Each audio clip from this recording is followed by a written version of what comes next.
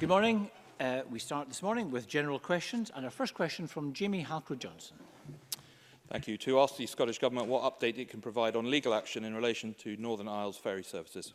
Minister Paul Wheelhouse. Scottish ministers are limited in what can be said at this stage of legal proceedings so as not to prejudice the outcome of those proceedings.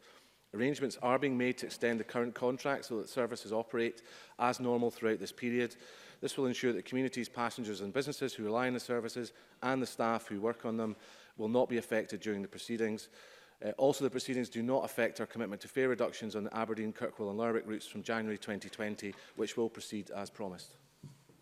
Jamie Halcrow-Johnson. Thank the Minister for that answer. In Orkney and Shetland, we've seen reduced fares, which have been promised for many years, delayed by 18 months so far by legal action. Earlier this month, the tender process for the Northern Isles service was delayed again by legal action. Then yesterday we hear that Ferguson's earmarked to provide replacement ferries for our islands. Orders are again delayed and now coming in at double the already high cost. And the SNP's commitment to provide fair funding for our vital inter-island ferries in the Northern Isles has still not been met.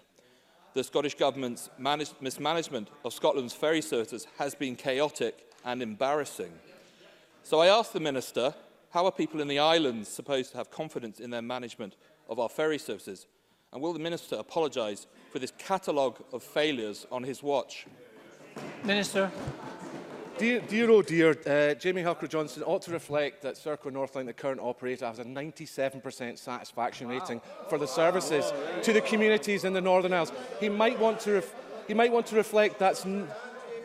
The member might want to reflect that is not absent of Scottish Government intervention in providing those services through Serco Northlink. So I think the member ought to recognise the Scottish Government has a good track record in delivering services for the Northern Isles. The internal ferry services are the services which are provided by Orkney Islands Council and Shetland Island Council, and we have increased funding to them. I would point out that the situation that has arisen for them arose prior to devolution in the time of the Conservative government at the time, the Scotland Office. It was, if the member would listen to the response, he might actually learn something rather than chuntering from the sidelines. He's all at sea. For the first time ever in the last 2 years, the Orkney Islands Council and Shetland Islands Council have received additional funding from this government to improve the funding of those services, even though they are legally responsible for delivering them. And Mr Halcrow-Johnson is continuing to chuntering. I'm trying to explain to him so he learns as a result of the answers that his own government in the 1980s put this situation into place in order to get, indeed, that's the last time the Tories have had power in Scotland since devolution. He might want to recognise that. But we have a situation, Mr Halcrow-Johnson ought to recognise, where this government has made additional funding available to the councils. We're in positive dialogue with both councils about how we can help them address the funding challenges they face. And indeed, the figures they have supplied to us have been fed into the budget process, which, of course, has been delayed by his own government, delaying their own budget statement potentially as late as March, which is potentially very difficult for all local authorities across Scotland, including Orkney Islands Council and Shetland Islands Council. Well done. Okay, I'm pleased to see members are in a festive mood. Can we have, well, try restrict it to a question and an answer rather than a whole conversation amongst the chamber. Lee MacArthur. Thank you very much. We have the remarkable spectacle of the government's own ferry company taking legal action against the Scottish Government. Could the Minister advise the Chamber on any calculations that have been made about the likely cost, both to CalMac and to the Scottish Government, of this legal action? Minister. I can say to Mr MacArthur, because clearly this is a matter that is now sub judice, so I have to be careful what I say, is that clearly we regret the fact that this action is being taken, but we also recognise that CalMac operate at arm's length for government, and this is a commercial tender exercise. They have the right to take the government legal challenge. And obviously we hope the process can go forward as quickly as possible at minimal cost to both CalMac and to the Scottish Government. I hope that he will accept that answer. I appreciate I can't give more information at this time, but we regret it's happening. But clearly we want to see this progress as fast as possible and to put in place the long-term future of the services to the Northern Isles, which I know he cares about. Question number 2, Anas Sarwar. To ask the Scottish Government what plans it has to provide additional welfare support for people in need over the Christmas and New Year period. Cabinet Secretary Shirley Ann Somerville. The Scottish Government is already delivering a range of social security benefits and is committed to ensuring that people receive all the support they are entitled to throughout the year. We have also committed an additional £354,000 to support a range of initiatives tackling rough sleeping and homelessness this winter. The majority of welfare benefits are still the responsibility of the UK Government, and we continue to press UK ministers to reduce the unfairness of their welfare reforms, improve support for the most vulnerable and ensure safeguards are in place for those who need them. Anas Sarwar. The Cabinet Secretary and I would both prefer that we didn't need food banks, but while they are there, that we must support them. Will she therefore then join me in congratulating the Glasgow Evening Times on their Bank on Us campaign that has meant over 5,000 bags being delivered to food banks across the city? And doesn't this again demonstrate the generosity not just of the people of Glasgow but actually the people of Scotland who are supporting those people less vulnerable, particularly at this period as we run up to Christmas and the New Year? Cabinet Secretary. Well, I would absolutely endorse the comments made by Anas Sarwar about the Evening Times campaign. I hope all members in the Chamber would agree that there should be no place for food banks in our society. The fact that we have food banks is a demonstration of a broken welfare system. But while that welfare system is broken and while the UK Conservative Government refuse to make the changes that they need to make to fix that, then it is highly commendable that the people of Glasgow and the people across Scotland are stepping up, particularly at this time, and it's very commendable that the Evening Times have been running a campaign to facilitate that. Thank you. Question number 3, Rona Mackay. Thank you, Presiding Officer. To ask the Scottish Government what its response is to recent figures from Rape Crisis Scotland, which state that on a typical day, 1,035 people are waiting to access rape crisis support. Minister Christina McKelvey. Whilst it's welcome that more people are coming forward to seek support, we should unite in our outrage that women and girls are continuing to experience sexual violence at the hands of men. It needs to stop, and this Government will continue to take action, including strengthening the law, investing in services and tackling the underlying attitudes and inequalities that perpetuate violence against women and girls. We are investing £2 million in rape crisis work this year, including £800,000 core funding to 17 rape crisis centres and £166,000 to the National Rape Crisis Helpline. The member will recall that on top of that investment last year, this Government pledged an additional £1.5 million over 3 years to rape crisis services to improve access to support. I will set out my plans for future funding in the new year, and we will continue to work to ensure that those experiencing sexual violence have access to the right support at the right time. Rona Mackay. Thank the Minister for that answer. Does the Minister agree with me that this highlights the need for more support for victims, which the Scottish Government is giving, and that Rape Crisis Scotland's £16 for 16 days campaign, which raised £15,269 for local rape crisis centres and the National Helpline, is a massive achievement? Minister. As the member has highlighted, it is clear from Rape Crisis Scotland's report that we have much more to do, and we are working with them to do that. We recognise the difficulties support service across the violence against women sector face, and we are taking these into account as we explore the structure of our next equalities funding round. We hope to be in a position to announce our future funding plans early in 2020. There is no doubt that Rape Crisis Scotland's £16 for 16 days campaign was hugely successful, and it raised over £15,000, and I would join with the member in recognising this massive achievement for Rape Crisis Scotland. Thank you. Question 4, Mark Ruskell. To ask the Scottish Government for what reason the Strategic Transport Projects Review 2 survey is taking place over the Christmas holiday period. Cabinet Secretary Michael Matheson. The Strategic Transport Projects Review survey was planned to start after consultation on the National Transport Strategy, which closed on the 23rd of October. This was to ensure that there was a distinction between the two processes. In order to keep to programme, Transport Scotland are keen to have the feedback from the survey by mid-January. The festive period has been taken into account, and that's part of the reason why the survey will run for 6 weeks, closing on the 10th of January 2020. Mark Ruskell. Can I thank the Cabinet Secretary for that answer? He'll be aware of the considerable interest of West Fife and Clackmannan communities around the prospect of reopening the rail route from Longannet to Dunfermline. He's previously committed to a meaningful consultation through the STPR process with communities on the potential for that project. Yet all we have so far is an online survey that's very general in its nature. So will you be able to commit to workshops with communities, as I think was expected, and also to extend the online survey to give people and communities and stakeholders a proper opportunity to respond to the issues under STPR? Cabinet Secretary. Presiding Officer, there's already been an extensive range of engagement taking place. For example, there's been some 42 regional workshops that have taken place since early summer of this year. There's also been 7 national and thematic workshops, and there's also been 3 business-focused events. And so far, over 300 different organisations have engaged in that process as part of the STPR2 process. So there has been a very extensive process already undertaken, and that will obviously continue going forward.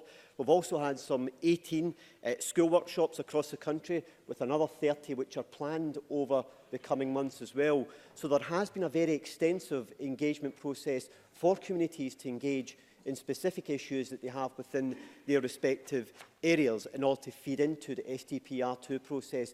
But I would clearly want to encourage the members' constituents who have an interest in the issue which he has raised to make sure that they do take part in the online survey and any of the other further workshops that are taking place at a regional level. And Jamie Green. Thank you. The Cabinet Secretary will be aware that the Rural Economy Committee recently wrote to him to highlight the £3 billion backlog of repairs to Scotland's roads. Can he confirm if the STPR2 will seek to redress that backlog? Cabinet Secretary. Presiding Officer, the STPR2 process is to look at the strategic project initiatives that we should be looking to support in the coming 10 to 20 year period, and that will carry out an assessment of what are by and large new projects or upgrading of existing projects as part of that. What it won't do is it won't look at specific road maintenance issues in the way in which the member is referring to. Thank you. Question number 5, Alec Rowley. To ask the Scottish Government what action has been taken to address reported staffing shortages in prisons. Cabinet Secretary Hamza Youssef. The most pressing challenge facing SPS in relation to staffing is HMP and YOI Grampian, where the attrition rate is more than double the national average. SPS recognises the continuing challenges of the recruitment and retention of staff at Grampian and has adapted the recruitment process to include online testing and application processes, as well as a number of other initiatives to attract candidates. The challenges associated with staffing include staff absence and recruitment are matters I regularly discuss with the Chief Executive of SPS, most recently on the 26th of November. SPS continues to support Grampian with staff from elsewhere across the estate. In terms of the wider issue to help address this, the scheduled recruitment of prison officers in 2020 and 2021 has been increased, and as a consequence, SPS will bring in over 800 new officers within the next 24 months. As I've said on many times before, and I'm certain Alex Rowley agrees with me, Scotland's prisons remain stable, safe and well run, and that is very much down to the unwavering dedication and commitment to prison officers and staff across the country, and I thank them for the dedication. Alec Rowley. I thank the Cabinet Secretary for that answer. They may well remain stable and well run, but if we adhere to the principles of crime, punishment and rehabilitation, then the shortages, I've said to the Cabinet Secretary, I've met with prison staff, and I'm happy to have that discussion further in private. But surely, if he is going to make the case to the Finance Secretary for further resources for prisons, which is obvious to me is needed, he needs to then have a proper assessment of what the needs are if he's going to move forward. I would hope that he would do that and we could work together, because it's in nobody's interest to keep having their prisons so full and to have the staffing problems that we've got. Will he bring forward a proper assessment in order to put the case to the Finance Secretary for the additional resources that will be needed? Cabinet Secretary. Can I answer that question, I think, in the spirit that Alex Rowley was asking it, that of course I work with anybody across this chamber to try to address what are real challenges facing our prison population, our prison estate. He's absolutely right, of course, if our prisons are overcrowded as they currently are, that means less time for the likes of rehabilitation and other such measures. So he's right in that sense. Where I would slightly disagree with him is that where the prison service has asked for more money, this government hasn't been found wanting. In this financial year alone, they've asked for an additional 24 million and received an additional 24 million. So we've increased the budget where there's been a need to do so. But in terms of conversations I'll have with the Finance Secretary, of course I'll have those in private, but he equally will have those conversations with members right across the chamber. And of course, if there are additional resources in that budget, I'm glad to say that Alex Rowley now has said, of course, that he would then support such a budget. I'm sure the Finance Secretary, of course, will hear that in discussions that take place. Liam Kerr. Presiding Officer, one way the Scottish Government seems to want to tackle staff shortages is to empty prisons. This week the Government had to breach parliamentary procedure and implement the restriction of liberty regulations without the necessary scrutiny from the Justice Committee.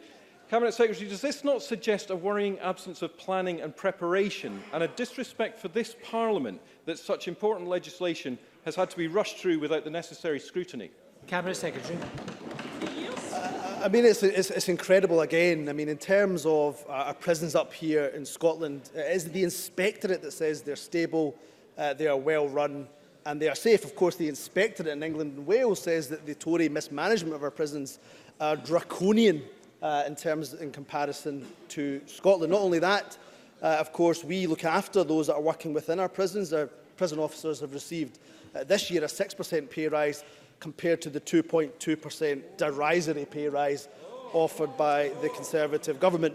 And on top of that, he talks about prison overcrowding. If I went with his regressive justice proposals, which would see whole life sentences, the ending of automatic early release for short-term prisoners, and his opposition to pass, we would have to build 3 more Barlinis. Where the heck would the money come from for that? So I'll take no lectures from the Conservatives about the pressures on our prison estate. We're getting on with the job of managing that while he carps from the sidelines.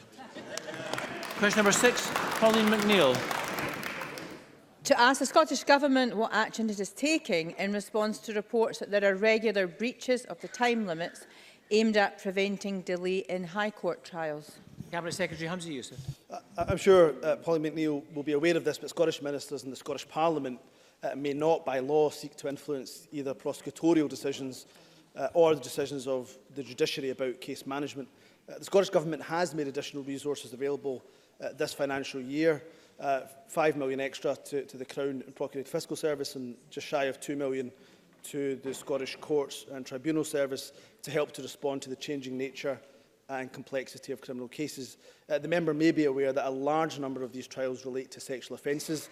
The review group led by Lady Dorrie and the Lord Justice Clark is considering what distinguishes sexual assault cases from other criminal cases and how court processes and the experience of complainants and witnesses can be improved without compromising the rights of the accused. Pauline McNeill. Section 65 of the 1995 Act, as amended by this Parliament in 2004, states that an accused may not be held following the preliminary hearing more than 140 days. Yet when the Court Service wrote to me this year, out of the 492 trials started in 2018, only 3 did not extend the time limits, and there was an average 16 weeks in 2018 where they did not meet the requirements of the 95 Act. So that's a significant rise, given that the Cabinet Secretary has rightly said that there are many serious and sexual offences cases in there which are delayed because of a failure to meet this timescale. So does the Cabinet Secretary share my concern when he has a chance to study this picture in detail? Will he respond to me about how we can get closer to what the Act or the spirit of the Act intended when we passed it in 2004, that the 140-day limit should only be extended on cause shown? Cabinet Secretary. An assurance and reassurance to Pauline McNeill that I do look at the detail of it, and I have looked at the detail of it, and I've discussed it with the Lord Advocate, and he'd be happy from a prosecutorial point of view, where of course they have the responsibility up to indictment, that he would be happy to also speak to Pauline McNeill. I do share her concern about the 140-day limit. I would go back to say that the majority of High Court work at the moment is sexual offences cases, and they do have a complexity around digital forensics and of course a whole load of other complexities. That does not mean that of course we and courts shouldn't pay close attention to that 140-day limit. Of course they should. So of course I'm more than happy to furnish Pauline McNeill with more detail. Having spoken to the Lord Advocate, he's also happy to meet with Pauline McNeill to discuss the Crown's role in this as well. Question number 7, Adam Tompkins. Thank you, Presiding Officer. To ask the Scottish Government what discussions it's had with the Electoral Commission since the referendums bill completed stage 2. Cabinet Secretary Michael Russell. Thanks, Presiding Officer. As I've indicated previously, there have been multiple constructive discussions between the Scottish Government and the Electoral Commission to discuss the bill over recent months. These conversations have continued since stage 2 of the bill. I have now brought forward amendments at stage 3, which will be taken this afternoon, that build on these discussions with the Electoral Commission. Adam Tompkins. Presiding Officer, not only is the Cabinet Secretary seeking to impose on Scotland a second independence referendum that Scots do not want, but he is seeking to rig its rules by bypassing the critical role of the Electoral Commission in its independent testing of any referendum question. In a unanimous report, this Parliament's Finance and Constitution Committee made it clear that this was completely unacceptable and that the Cabinet Secretary must seek the agreement of the Electoral Commission on a way forward. Yet this week, the Electoral Commission have said that no such agreement has been reached. The Electoral Commission should be required by law to reassess any referendum question, they say. Why does the Cabinet Secretary not agree? Cabinet Secretary. I know the member is really getting his retaliation in early for being defeated on this afternoon when the Chamber votes on it. But can I just point out to him, because he will, because Presiding Officer, he has misled us on what the Electoral Commission says. The Electoral Commission says in its briefing that it is satisfied with the amendments that I have brought forward. So that position and the position that Mr Thompson have taken are not compatible. We will have that debate this afternoon. I hope by then he will have read the Electoral Commission's recommendations, and in those circumstances he will not repeat the error he fell into just now.